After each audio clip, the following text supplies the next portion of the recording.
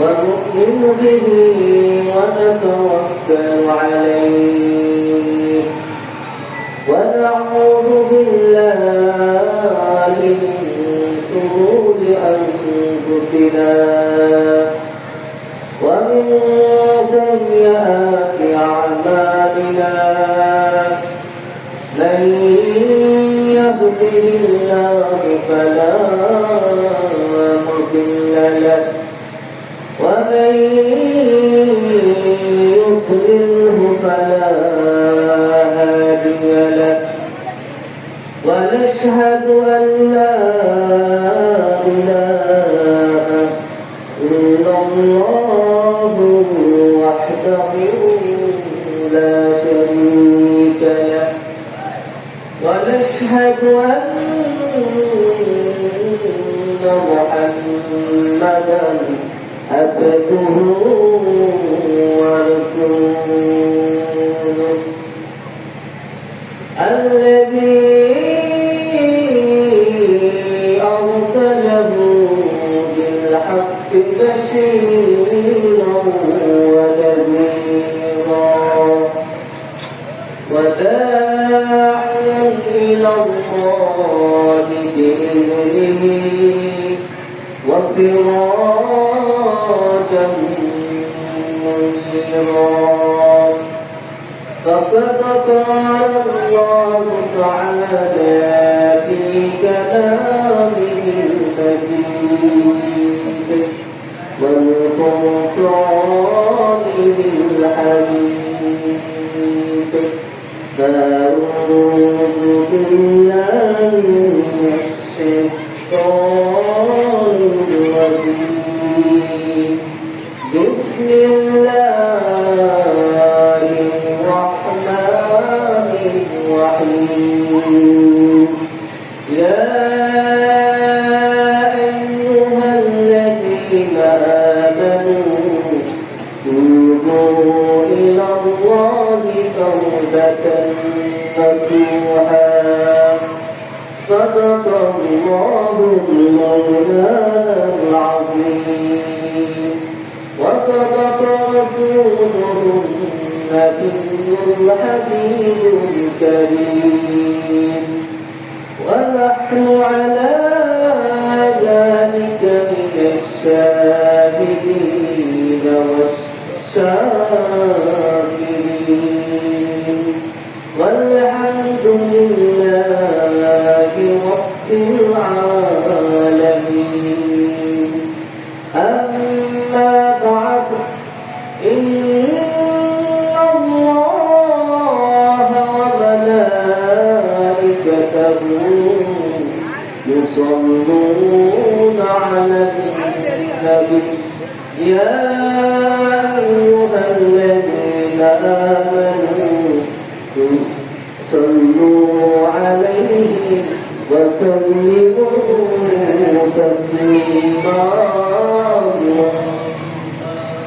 صل على سيدنا مولانا محمد وعلى آل سيدنا مولانا محمد نبي সাহাবীরা রক্ত দিলেন জমিনে দয়াল নবীর কান্দার শহীদ জঙ্গে উহুদ ময়দানে আল্লাহুম্মা সাল্লি আলা সাইয়্যিদিনা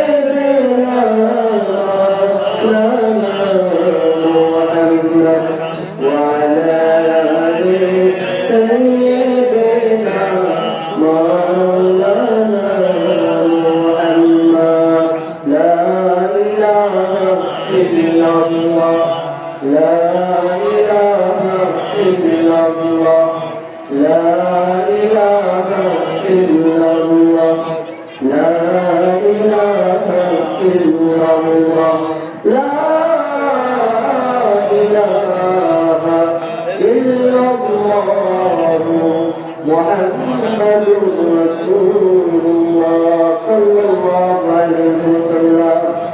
সবটুকু শুকরিয়া সে রব্বুল আলামিনের দরবারে যিনি আজকের এই মাহফিলে আমাদের সকলকে আসার বসার, আমি অদমকে কথা বলার, আপনাদেরকে শোনার তৌফিক দিয়েছেন।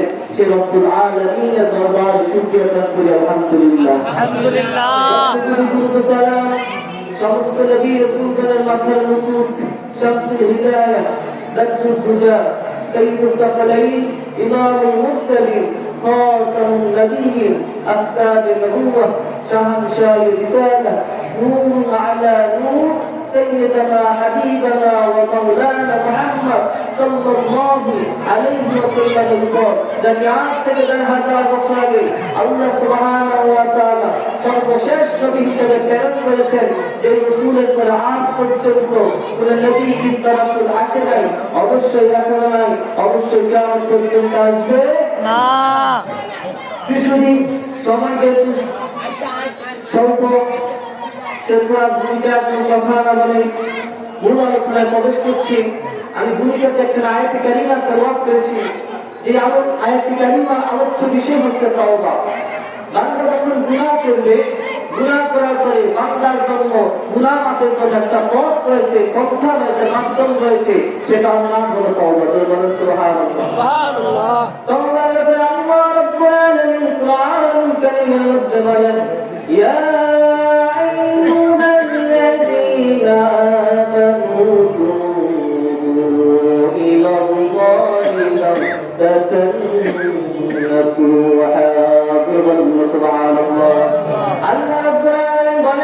আমার কোন বান্দা যখন গুনাহ করে, গুনাহ করার পরে বান্দার জন্য গুনাহ মাফের জন্য একটা পথ আমি আল্লাহ তাআলা রেখে দিয়েছি।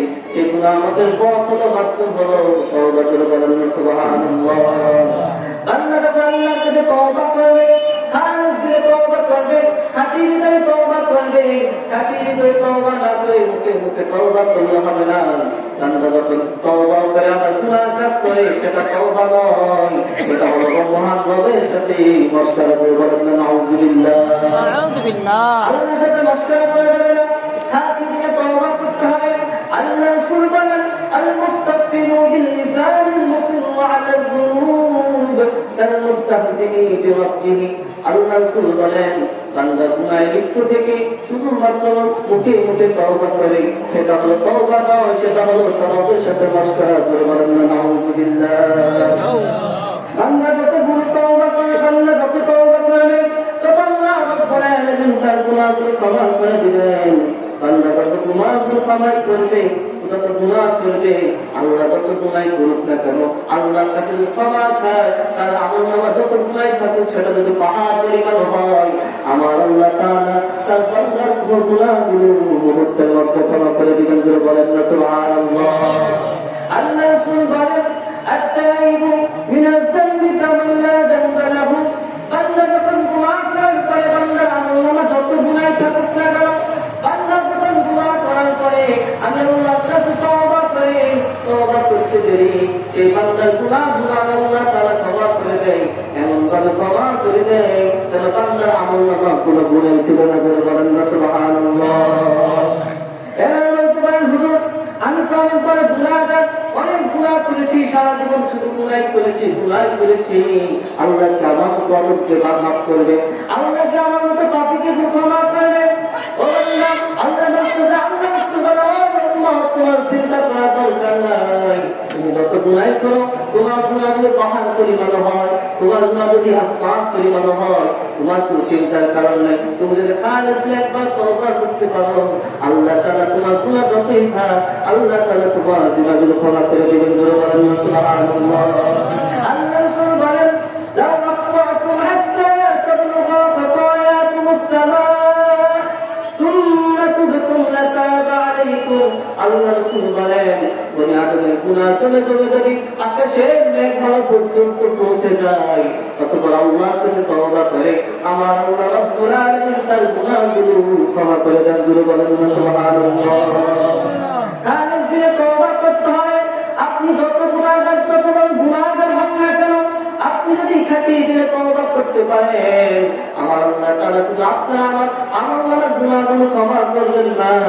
আপনার আমলনামা যত পরিমাণ গুনাহ হয়েছে সেই পরিমাণ গুনাহগুলো আল্লাহ তাআলা আমার আপনার আমলনামা সওয়াবের দ্বারা কনভার্ট করে আমাদের আমলনামা লিখে দিবেন। বলেন সুবহানাল্লাহ। আল্লাহ রাসূলের সাহাবী তিনি তখন ইসলাম গ্রহণ করেন নাই। ইসলাম গ্রহণ কবুল করার পূর্বের ঘটনা, যখন তিনি উহুদের ময়দানে আল্লাহ রাসূলের প্রিয়তম চাচা হযরত হামজা রাদিয়াল্লাহু তাআলা আনহুকে শহীদ করে দিলেন। শহীদ করার পরে একটা সময় চলে আসলো, হযরত ওয়াসির করে ইসলামের প্রতি ভালোবাসা জেগে গেল, আল্লাহর ভয় কারণ করে ঢুকে গেল। তখন সে চিন্তা করলো ইসলাম গ্রহণ করবে, আত্মসমর্পণ করে মুসলমান হয়ে যাবে।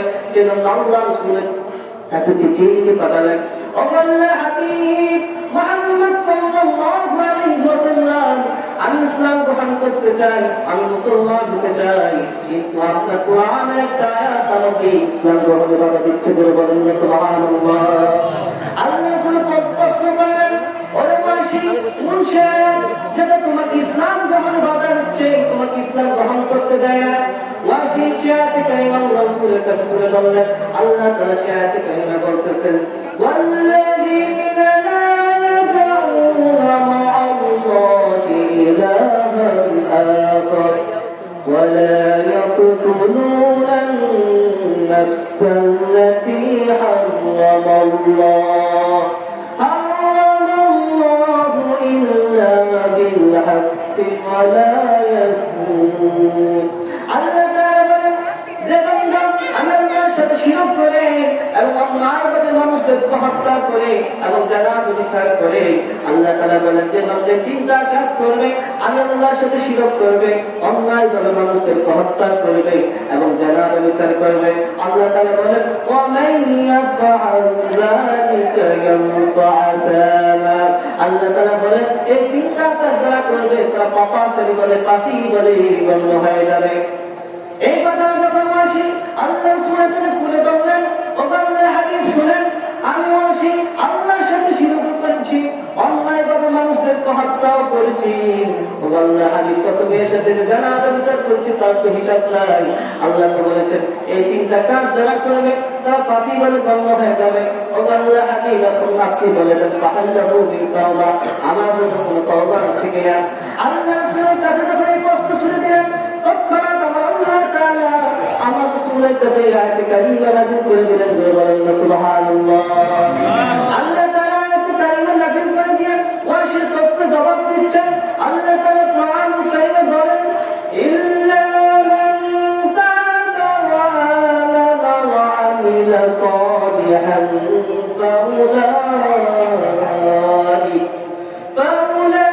ফাউলাইকা ইউবাদদিলু আল্লাহু সাইয়্যাতিহিম হাসানাত। আল্লাহ তাআলা বলেন, হ্যাঁ আল্লাহ ক্ষমা করবেন যে ব্যক্তি তওবা করবে, তওবা করার পর ঈমান আনবে, ঈমান আনার পর নেক আমল করবে, আমি আল্লাহ তাকে ক্ষমা করব না। তার যত গুনাহ আছে সমস্ত গুনাহগুলো সওয়াবের দ্বারা পরিবর্তন করে তার আমলনামায় লিখে দিব। বলেন সুবহানাল্লাহ। অর্থাৎ আপনার আমলনামায় যে 100 গুনাহ থাকে, যে আল্লাহ তাআলা সেই 100 গুনাহ ক্ষমা করবেন না, সেই 100 গুনাহকে 100 সওয়াবের দ্বারা পরিবর্তন করে আপনার আমার আমলনামায় লিখে দিবেন। বলেন সুবহানাল্লাহ। আপনারা খুশি আছেন? কিন্তু আল্লাহ রাসূলের সাহাবী আর ওয়াসি খুশি হন নাই। তিনি আল্লাহ রাসূলকে বললেন, ও আল্লাহর হাবিব মুহাম্মদ সাল্লাল্লাহু আলাইহি ওয়াসাল্লাম, আল্লাহ তাআলা এই আয়াতে কারিমার মধ্যে শর্ত দিয়েছেন। আল্লাহ রাসূল প্রশ্ন করলেন, ও ওয়াসি আল্লাহ তাআলা কি শর্ত দিয়েছেন তুমি বলো। ওয়াসি বলল, আল্লাহর হাবিব আল্লাহ তাআলা বলেছেন তওবা করতে হবে, তওবা করার পর ঈমান আনতে হবে, ঈমান আনার পর নেক আমল করতে হবে। ও আল্লাহর হাবিব মুহাম্মদ সাল্লাল্লাহু আলাইহি ওয়াসাল্লাম, আপনি শুনেলেন আমি তওবা করব, তওবা করার পর ঈমান আনবো, ঈমান আনার পর নেক আমল করতে পারবো কি পারবো না সে ব্যাপারে আমি জানি না। বলেন না সুবহানাল্লাহ। আল্লাহ তাআলা নেক আমল সব দিয়েছেন, কিন্তু আমি ওয়াসি তওবা করব, তওবা করার পর ঈমান আনবো, ঈমান আনার পর নেক আমল করতে পারবো কি সে ব্যাপারে আমি জানি না। তখন আল্লাহ তাআলা তার হাবিবের কাছে আয়াতে কারিমা নাযিল করে দিলেন। চিল্লায়ে বলেন সুবহানাল্লাহ। আল্লাহ তাআলা আয়াতে কারিমা নাযিল করে দিয়ে বলেন,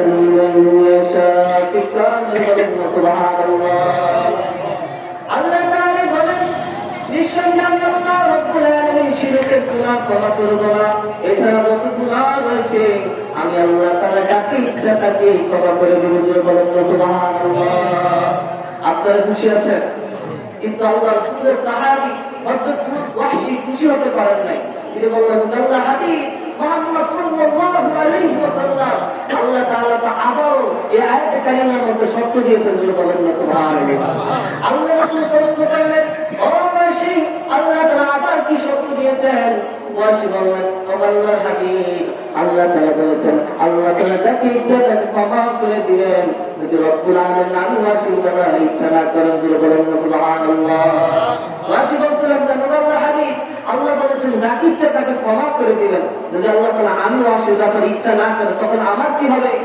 তখন আল্লাহ রব্বুল আলামিনের কাছে আল্লাহ রব্বুল আলামিন আল্লাহ হাবিবের কাছে আয়াত কারিমা নাযিল করে বলেন কুল ইয়া ইবাদিয়াল্লাযীনা আসরাফু আলা আনফুসিহিম লা তাকনাতু মির রাহমাতিল্লাহ আল্লাহ রব্বুল আলামিন আল্লাহ রাসূলকে বললেন ও হাবিব আপনি বলেন হে আমার বান্দারা যারা নিজেদের নফসের প্রতি জুলুম করেছো অন্যায় করেছো লা তাকনাতু মির রাহমাতিল্লাহ তোমরা আল্লাহর রহমত থেকে নিরাশ হবে না কারণ কি কেন নিরাশ হবে না আল্লাহ তাআলা বলেন ইন্নাল্লাহা ইয়াগফিরু যুনুবা জামিআ তোমরা আল্লাহর রহমত থেকে নিরাশ হওয়ার কারণ নাই কারণ আল্লাহ রাব্বুল আলামিন তোমাদের জীবনের সমস্ত গুনাহগুলো আমি আল্লাহ তাআলা ক্ষমা করে দিব জোরে বলেন সুবহানাল্লাহ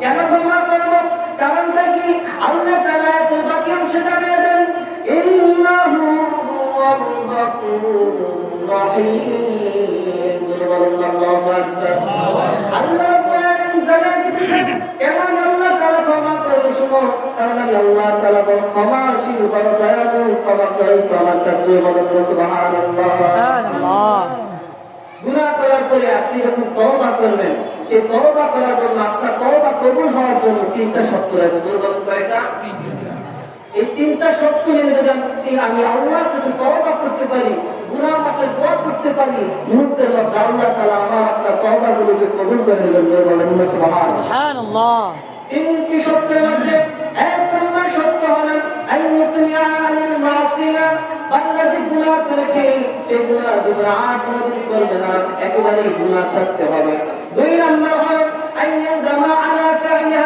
বান্দা যে গুনাহ করেছে সেই গুনাহর জন্য আল্লাহর কাছে লজ্জিত হতে হবে অনুতপ্ত হতে হবে তিন নম্বর তওবা শর্ত হলো আইয়াজামা আলা ইয়াউদা ইলাইহা আবাদা বান্দা যে গুনাহ ছেড়েছে তো ছেড়েছে আর জীবনে এই গুনাহ করবে না এই আল্লাহর কাছে ওয়াদা করতে হবে প্রতিশ্রুতি দিতে হবে এই তিনটা শর্ত মেনে যদি উনি গুনাহের বান্দা যদি আল্লাহর কাছে তওবা করতে পারে আমার আল্লাহ তাআলা মুহূর্তের মধ্যে তার তওবাকে কবুল করে নেবেন জোরে বলেন সুবহানাল্লাহ হাদিস থেকে একটা উদ্ধৃতি দেন আল্লাহ রাসূল সাল্লাল্লাহু আলাইহি ওয়াসাল্লাম সাহাবাদেরকে ডেকে বলতেছেন ও সাহাবায়ে কেরাম তোমরা শুনো তোমাদের পূর্বের জামানায় বনী ইসরাইলের যুগে এক ব্যক্তি 99 জন মানুষকে হত্যা করেছে 99 জন মানুষকে হত্যা করার পরে যখন তার অন্তর আল্লাহর ভয় জাগলো তার অন্তর যখন অনুতপ্ত হতে লাগলো তার অন্তর যখন অনুশোচনায় লিপ্ত হয়ে গেল তখন সে গুনাহ মাফের জন্য গুনাহ মাফের একটা পথ খুঁজতে লাগলো মাধ্যম খুঁজতে লাগলো সেই জন্য বলা অনুসন্ধান করতে লাগলো বড় একজন বুজুর্গের অনুসন্ধান করতে লাগলো মানুষরা তার হৃদয়ের আহার দেখে তার হৃদয়ের ক্ষুধার্ত হৃদয়কে দেখে মানুষ একজন খ্রিস্টান পাদ্রী সন্ধান দিয়ে দিল পাদ্রী সন্ধান দেওয়ার পরে তখন সে পাদ্রীর কাছে গিয়ে বলতে লাগলো ও পাদ্রী মশাই আমি তো 99 জন মানুষ হত্যা করেছি আমি তো 93 জন মানুষকে হত্যা করেছি আপনি বলে দেন আমার জন্য কোন পাওনা আছে কিনা সেই পাদ্রী বলতে লাগলো মুক্ততা বসত অজ্ঞতা বসত বলতে লাগলো না তোমার মতো পাদ্রীর জন্য কোন তওবা আছে বলে আমি পাদ্রী মনে করি না এই কথা বলার সাথে সাথে লোকটা রাগান্বিত হয়ে গেল। লোকটা রাগান্বিত হয়ে ক্ষুব্ধ হয়ে সেই পাদ্রীকে হত্যা করলো। হত্যা করার পর তাকে হত্যা করে সে 100 হত্যা পূরণ করলো। 100 হত্যা পূরণ করার পরে কারণ তো আবার লজ্জিত হতে লাগলো, আল্লাহর ভয়ে ভীত হয়ে গেল। আমি তো গুনাহ করার জন্য এসেছি, আল্লাহর কাছে ক্ষমা চাওয়ার জন্য এসেছি, আমি তো আমার একই ভুল করে করলাম, আবার তো গুনাহ কাজ করে করলাম। কারণ তো যখন আবার আল্লাহর ভয়ে ভীত হয়ে গেল, সে আবার আল্লাহর একজন আলেমের অনুসন্ধান করতে লাগলো। আল্লাহ আলেম বান্দার অনুসন্ধান করতে করতে মানুষের হৃদয়ের হাতের দেখে একজন আলেমের অনুসন্ধান দিলেন। যখন সে আলেমের কাছে গিয়ে বলতে লাগলো,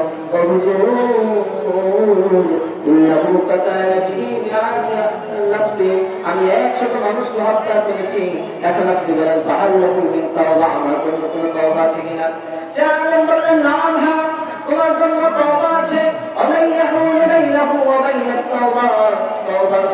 এবং তার রবের মাঝে কি আছে, বাধা দিতে পারে, কে বাধাগ্রস্ত হতে পারে, আর তোমার জন্য তওবা আছে। তবে শোনো, তুমি যদি কাজ থেকে তওবা করতে চাও, অন্তর থেকে তওবা করতে চাও, তাহলে তোমাকে এই খারাপ কাজের জায়গা থেকে, এই খারাপ কাজের জায়গা থেকে অন্য জায়গায় হিজরত করতে হবে। যেখানে আল্লাহ থাকে সেই জায়গায় তোমাকে হিজরত করতে হবে। ইনকালে কিরাত, তুমি অমুক জায়গায় চলে যাও, সেখানে গিয়ে কি করবে? শোনো, সেখানে আল্লাহ কিছু বান্দা দিনরা সারাদিন ইবাদত বন্দেগী করে, দুনিয়া তাদের সাথে গিয়ে আল্লাহ তাআলার ইবাদত বন্দেগী করবে। সুবহানাল্লাহ। সে আল্লাহ সে আলেমের কথা মতো সে রওনা দিলেন আল্লাহর উদ্দেশ্যে।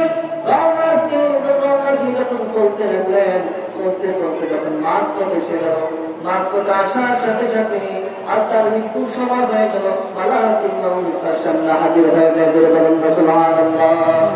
মালাকুল মাউত যখন তার সামনে হাজির হয়ে যায়, মৃত্যুর সময় যখন গড়িয়ে আসে, দুইজন ফেরেশতা আসমান থেকে জমিনে এসে পড়ল। একজন হলো মালাইকাতুর রাহমা, দুই নম্বর হলো মালাইকাতুল আযাব। এক হলো রহমতের ফেরেশতা, দুই হলো আযাবের ফেরেশতা। এই দুইজন ফেরেশতা জমিনের মধ্যে আসতো তার রূহটাকে কবজ করে নিয়ে যাওয়ার জন্য। এই দুইজন ফেরেশতা এসে জমিনের মধ্যে দগ্ধ হয়ে গেল, দগ্ধের মধ্যে জড়িয়ে গেল। তারা মালাইকাতুর রাহমা বলতে লাগলো, যারা ইমান মুখরিয়ান বিতানবিহি ইলাল্লাহি তাআলা, এই লোক জীবনে অনেক গুনাহ করেছে তো ঠিক, সে আল্লাহর ভয়ে সমস্ত গুনাহ তার ছেড়ে দিয়ে এ কথা আল্লাহর সান্নিধ্যে চলে এসেছে।